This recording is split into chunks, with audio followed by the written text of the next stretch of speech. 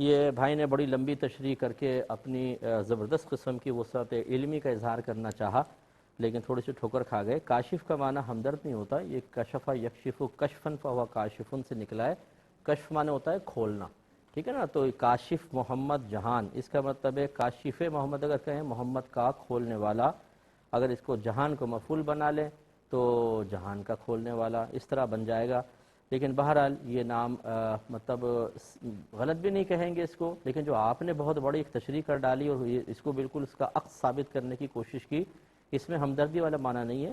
کاشف معنی کھولنے والا، کشف سے ہے، یہ نام صحیح ہے لیکن اگر دوسرا نام کر لے تو بہت اچھی بات ہے۔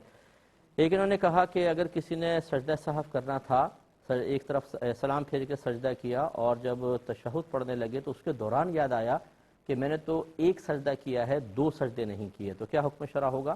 دیکھیں حکم شرع یہ ہے کہ وہیں سے اپنے تشہد کو چھوڑ دیں اور ایک سجدہ مزید کریں تو یہ دو سجدہ سہو ہو جائیں گے، اور اس کے بعد جو ہے وہ تحیات پڑھ کر درود پڑھ کر دعا پڑھ لیں تو ٹھیک ہو جائے گی انشاءاللہ۔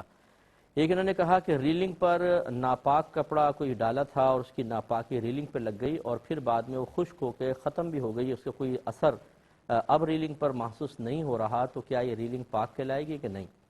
دیکھیں بارہا آپ کو بتایا کہ یہ صرف زمین کے لیے نبی کریم صلی اللہ علیہ وسلم نے ایک تخصیص بیان فرمائی ہے یا اس کا استثناء کیا ہے کہ زمین خشک ہو کر پاک ہو جاتی ہے۔ خشک ہونے کا مطلب کیا ہے کہ اس پہ نجاست کا اثر بالکل ختم ہو جائے، نہ رنگ رہے، نہ کوئی اسمیل وغیرہ آ رہی ہو، نہ گیلا پن ہے، چاہے وہ ہوا سے، دھوپ سے، گرمی سے ختم ہو جائے تو بس یہ پاک ہو گئی۔ اس کے علاوہ کوئی بھی چیز خشک ہو کر پاک نہیں ہوتی، چاہے اس پہ نجاست کا اثر بظاہر ختم نظر آئے۔ تو اس لیے اگر ریلنگ ہے اور چکنی ہے تو کوئی ٹیشو پیپر یا گیلا کپڑا لے کر اس کو ایک دفعہ اس پہ پھیریں، پھر اس کو دوسرا کپڑا گیلا لے کے پھیر دیں، پھر ایک اور دفعہ صاف گیلا کپڑا پھیر دیں، بس 3 دفعہ پھیریں وہ پاک ہو جائے گی۔